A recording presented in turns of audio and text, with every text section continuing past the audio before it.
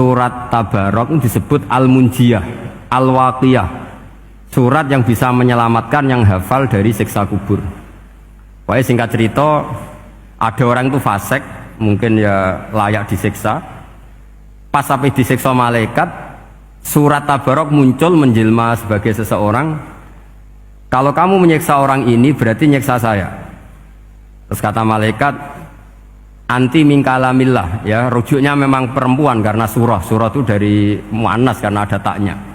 Anti min kalamillah, kamu ini termasuk kalamullah. Wa ana akrahu musa'ataki, tentu aku nggak berani menyiksa kamu. Ya terus berdebat kata malaikat, ini orang nggak benar, ini orang fasik, saya harus mukuli dia. Kata surat Tabarok, sak fasik-fasiknya aku itu ning atine. Kena nyiksa dekne nyiksa aku. Wahnya debat karena nggak ada mahkamah konstitusi. Terus walhasil terus malaikat bilang gini, ya sudah kita lapor kepada Allah Subhanahu wa taala.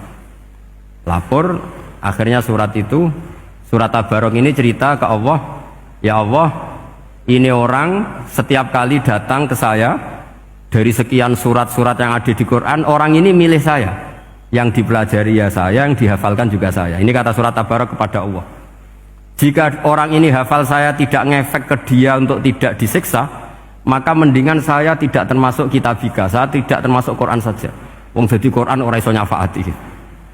Terus kata Allah, lho kowe kok emosi kata Allah. Ya harus emosi dong Gusti. Masa wis dadi Quran kok gak iso nyafaati sing hafal. Terus kata Allah, wis pek aman. Makanya terus banyak orang ngapalkan surat Tabarok. Ya ini sekaligus ijazah nih. Untuk meradam kemarahan malaikat niku apal surat Tabarok. Syukur-syukur apal 114 surat. Oh niku malaikat sinten mawon pun kena ini. Cukup apal Tabarok. Sehingga adatnya orang-orang Jawa selain apal Yasin itu apal Tabarok. Nah, saya itu lama sekali mempelajari bab ini. Ternyata di antara pokoknya itu satu, karena malaikat itu kena aturan fikih. Nggih imut nggih, malaikat itu juga kena aturan fikih.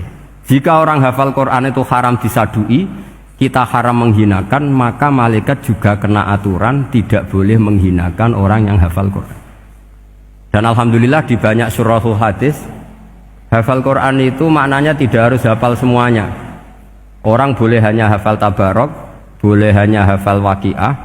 Itu kalau kamu hafal betul, surat ini juga bisa berdiri sendiri mensyafaati Anda. Kayak ini surat Tabarok, beliau matur kepada Allah Subhanahu wa taala, redaksinya gini, inna fulanan amida ilayya min baini kitabika fata'allamani wa ta'alani. Jadi dari sekian surat yang ada di Quran, orang ini selalu milih saya ya Allah.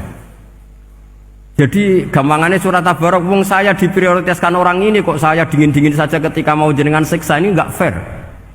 Apa gunanya saya sebagai kalamullah, sebagai kalamuka ya Allah, kemudian tidak ngefek kepada orang ini. Akhirnya walhasil sama Allah surat Tabarok diberi hak syafaat. Makanya akhirnya semua ulama ijma yang bisa mensyafaati itu adalah satu Quran, dua Rasulullah SAW, ketiga orang-orang soleh dan seterusnya.